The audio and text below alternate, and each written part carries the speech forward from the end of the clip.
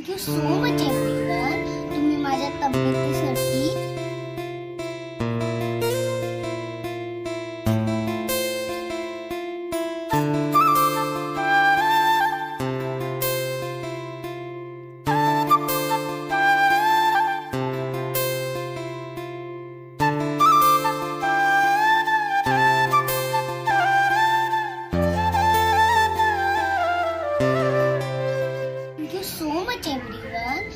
माझ्या तब्येतीसाठी कमेंट्स केली। माझं जे टेम्परेचर होतं, कानाचं दुखणं, ते आता बंद झालं आणि टेम्परेचर पण कमी झालं। मी आता फिट अँड फाईन आहे। तर एकदम मोठा थँक्यू, एवढे कमेंट्स पाठवताय तर very very thank you. Hi everyone, welcome back to my channel. कसे आहात तुम्ही सगळे? तर आज मी तुम्हाला सगळ्यांना घेऊन जाणार आहे एक खूप छान सुंदर अशा जागेवर। खूप मोठी अशी जागा आहे आणि आम्ही इथे वाघोलीत राहतो आणि हे जे डोंगर, ही जी टेकडी आहे तर ही वाघोलीत आहे आणि या पुण्यात अशा बऱ्याच ठिकाणी वेगवेगळ्या ज्या टेकड्या इथे आहेतच आणि ही आमच्या घरापासून अगदी जवळ आहे, म्हणजे 500 मीटरवर असेल एवढी जवळ आहे। आणि ट्रस्ट मी, जेव्हा आम्ही म्हणजे मुंबईला राहण्याआधी जेव्हा आम्ही पुण्यात राहत होतो, आम्ही 2 आठवड्यामधून तरी एकदा इथे नक्की व्हिजिट करायचो आणि तेव्हा इथे अजिबात झाडं वगैरे खूपच कमी होते। पण आता आम्ही जेव्हा 2 वर्षानंतर इथे आम्ही बघतोय, म्हणजे जसं आम्ही पुण्याला आलो ना तसं आमची ही पहिली व्हिजिट आहे। आम्हाला 6 महिने झाले पुण्यात येऊन आणि आम्ही इथे आलोच नव्हतो या विचाराने की आता उन्हाळा चालला आहे, सगळे झाडं सुकले असतील आणि काय तिथे व्यवस्थित नसेल आणि नुसती माती बघायलाच काय जायचं। पण आम्ही अत्यंत चुकीचे होतो आणि जेव्हा इथे येऊन बघितलं तर 2 वर्षात जी इथली म्हणजे प्रगती म्हणायला हरकत नाही। जे काही छोटे छोटे झाडं लावले होते, हे सगळे झाडं जेव्हा आम्ही इथे राहत होतो आधी अगदी छोटे छोटे होते आणि तेव्हा स्टार्ट केलं होतं त्यांनी इथे डोंगरावर झाडं लावणं आणि ही सगळी छोटी छोटी झाडं आता मोठ्या झाडांच्या म्हणजे रूपांतर त्यांचं झालेलं आहे आणि इतकं छान ग्रीनरी वाटतं। एवढा कडक जो उन्हाळा असून सुद्धा ना खूप छान वाटतं आणि इथून असं वाटतं की आपण पूर्ण पुणंच आपल्याला दिसतं इथून। आणि पियाला म्हणजे जेव्हा पिया खूप लहान होती ना, म्हणजे तेव्हा ती 3-4 वर्षाची असेल, तेव्हापासून आम्ही तिला इथे आणायला सुरुवात केली होती। तर प्रत्येक सॅटर्डे संडेला तिचं हेच म्हणणं असायचं, चल ना मम्मा आपण डोंगरावर जाऊया। आणि तिची ही फेवरेट प्लेस होती आणि ती मला एवढी कंप्लेंट करत होती आल्यावर की किती दिवसापासून तुला सांगतोय की चल म्हणून आणि तू ऐकत नव्हती, बघ किती छान आहे। आणि लिटरली खरंच एवढं छान सुंदर झालं आहे, म्हणजे जेव्हा आम्ही आधी यायचो ना, जेव्हा त्यांनी इतके झाडं वगैरे व्यवस्थित केलं नव्हतं तेव्हाही येऊन खूप शांतता वाटायची आणि आता तर हे आमचं नेहमीचं ठिकाण झालेलं आहे। तुम्ही बरेच लोक इथे आलेले असाल आणि याला आय थिंक सनराईज पॉईंट असं काहीतरी ह्या जे आहे टेकडीचं नाव ठेवलं आहे। खूप त्यांनी व्यवस्थित छान अरेंजमेंट केलेली आहे, लहान मुलांना खेळायला वगैरे झुले वगैरे बांधलेले आहेत आणि इथे आल्यावर जी मनाला शांतता मिळते एका जागेवर शांत बसून। आणि तुम्हाला तर माहितीच आहे, मला गर्दीच्या ठिकाणी जाण्यापेक्षा ना कुठेतरी शांततेत जाऊन बसायला जास्त आवडत असतं। तर इथला सगळा व्ह्यू असं वाटत होतं की मी इथे पहिल्यांदाच आली आहे, एवढे चेंजेस झालेले होते।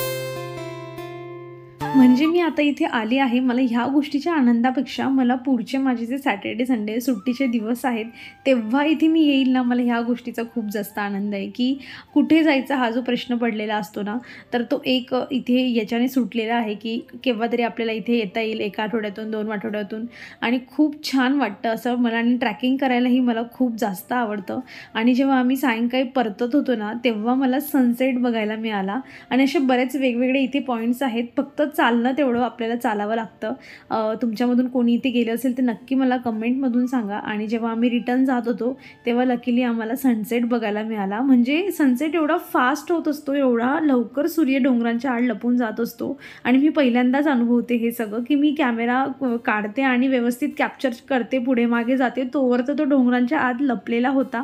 पण ट्रस्ट मी, इतका छान अनुभव आलेला ना तिथे जाऊन। आणि आता बऱ्याच वेळा मी तुम्हाला इथल्या वेगवेगळ्या ज्या जागा आहेत त्या सगळ्या दाखवणार आहे, माझ्यासोबत तुम्हाला फिरवणार आहे आणि पावसाळ्यात तर खूपच मज्जा येते इकडे।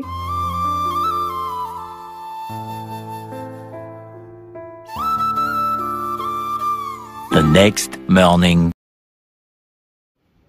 आज आहे संडे. तर ॲक्च्युली आम्ही सॅटर्डेला गेलो होतो. आय थिंक मी केव्हापासून संडे बोलते. तर आम्ही सॅटर्डेच्या सायंकाळी तिथे गेलेलो होतो आणि आज संडे आहे. आणि पिया म्हणजे तुम्ही व्हिडिओच्या स्टार्टिंगला बघा, जेव्हा पिया सगळं काही बोललेली, जेव्हा मी तिला सगळ्या कमेंट्स रीड करून दाखवत होती ना, तेव्हा ती मला सांगत होती की तू त्यांना असं सांग, त्यांना असं सांग म्हणून.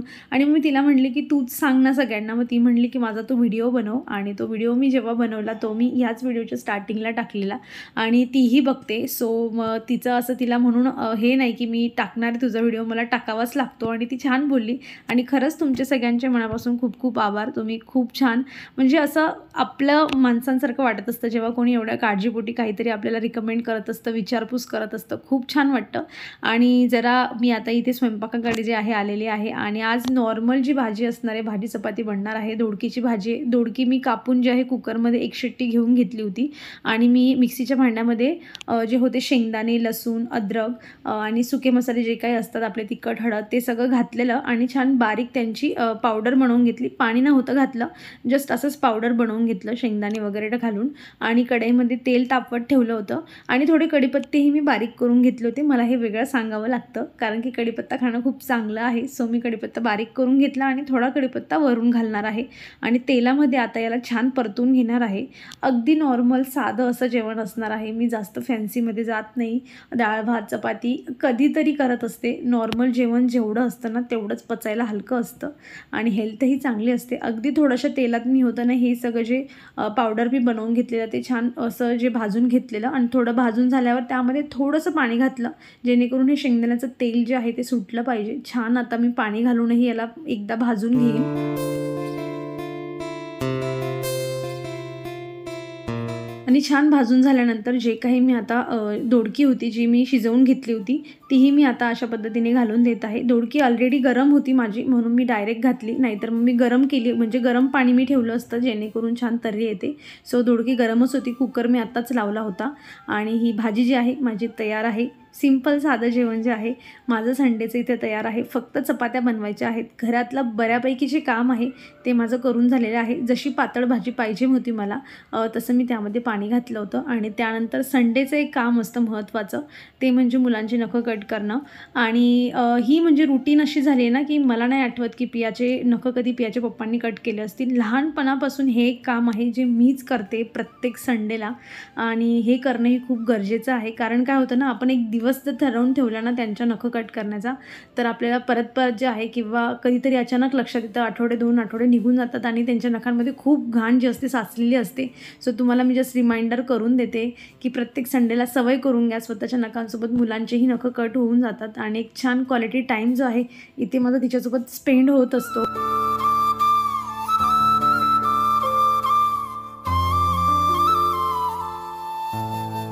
सध्याचं वातावरणही खूप छान झालेलं आहे आणि 1-2 दिवसापासून सारखा पाऊसच चालला आहे. त्यामुळे काय होतं ना की गरम नाही होत, म्हणून बाल्कनीत येऊन बसायलाही खूप छान वाटतं. आणि बाल्कनी माझ्या मनासारखी सजवून ठेवली आहे म्हणून मला बसायला आवडत असतं. आणि दिवसभर मी असं समजा की इथेच बसलेली असते आणि जोवर आम्ही नेल्स वगैरे कट करतो तोवर माझी भाजी देखील पूर्णपणे तयार झालेली होती इथे.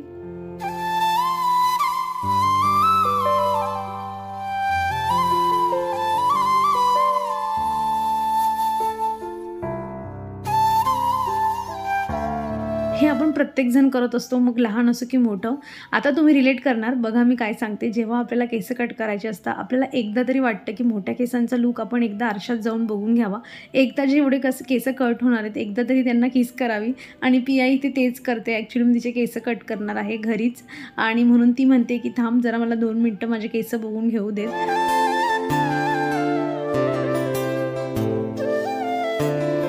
लहान असू देत किंवा मोठ्या केसांवर सगळ्यांचंच प्रेम असतं आणि पिया तर खूप लहान असतानाच मी तिचे केस वाढवते. सो बघा मी इथे एकदम सिंपल तिची अशी हेअरकट करणार आहे.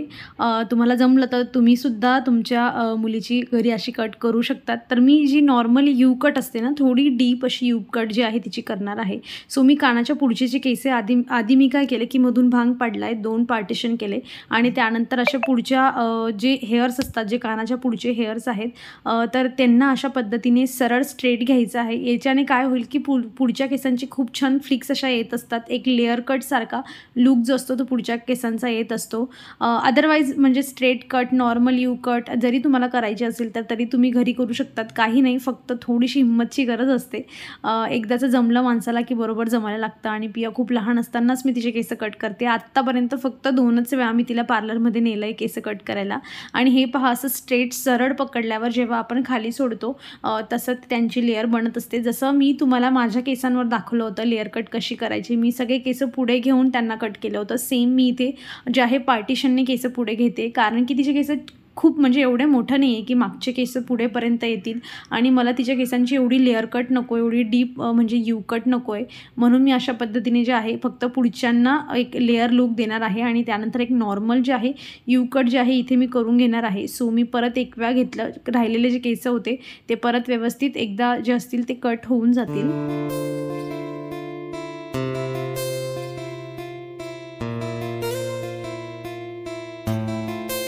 आणि आता त्यानंतर पुढे परत थोडंसं पुढचं पार्टिशन घ्यायचं। आता हे आपल्यावर आहे, तुम्हाला किती पुढे म्हणजे किती घ्यायचं आहे, तुमच्या बोटांमध्ये हातामध्ये जेवढं बसतं आहे तुम्ही तेवढं छोट्या पुढे जे आहे सरकत जाऊ शकतात। मी अजून थोडं पुढे गेली, थोडे पुढचे केस घेतले आणि जे आपण पहिल्यांनी जे केस घेतले होते त्यांच्या म्हणजे त्यांना गृहीत पकडून त्यांच्यापेक्षा थोडी जी आहे तिरकस अशी केस जे आहे ते कट करत जायचे आहे। ते झालं की परत थोडे पुढचे घ्यायचे अशा पद्धतीने। आता बघा मी अजून थोडं जे आहे केसांच्या म्हणजे डोक्याच्या बॅक साईडला गेली आणि तिथले अजून केस घेतले आणि अशा पद्धतीने मागच्या केसांना जे आहे त्यांची हाईट पाहून, त्यांची साईज पाहून त्यांच्या पुढच्यांना अशी तिरकस कट करते। याच्याने बरोबर जेव्हा तुम्ही केस सोडतात ना तेव्हा यू कट तयार होत असतो। आणि आता म्हणजे अर्धा जे केसांचा भाग होता, आता डोक्याचा मागचा थोडाच पोर्शन उरला आहे, मी आता तोही घेईल आणि तोही जेवढे हे केस मी कट केले त्याच्यापेक्षा थोडं अजून पुढे जाऊन असं तिरकस कट करणार आहे। मला माहिती मला एक्सप्लेन करता येत नाही, पण बघितल्यावर तुम्हाला कळतच असेल की मी कसं करते ते।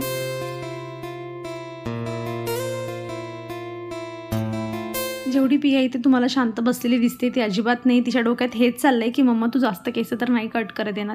तिला लांब केस खूप जास्त आवडतात, पण काय होतं की सध्या गरमी पण खूप आहे आणि आता स्कूल चालू होण्याआधी म्हटलं थोडे तिला एन्जॉय करता येईल मोकळ्या केसांचा, नंतर स्कूल सुरू झाल्यानंतर जे आहे पोणी घालूनच पाठवावं लागेल म्हणून जे आहे। आणि बघा आता एक साईड माझी झालेली आहे आणि आता जसं मी त्या साईडला केलं तसेच मी ह्या साईडलाही करणार आहे। आणि आता किती म्हणजे आपण पुढचे किती साईजने कट केले होते हे बघण्यासाठी त्या साईडचे थोडेसे केस घ्यायचे आणि बस इथून चालू करायचं। सेम प्रोसेस आहे, त्या साईडला गेली तशी या साईडलाही रिपीट करायची आणि अशा पद्धतीने तुमची छान अशी मस्त डीप यू कट जी आहे ती तयार होऊन जाते।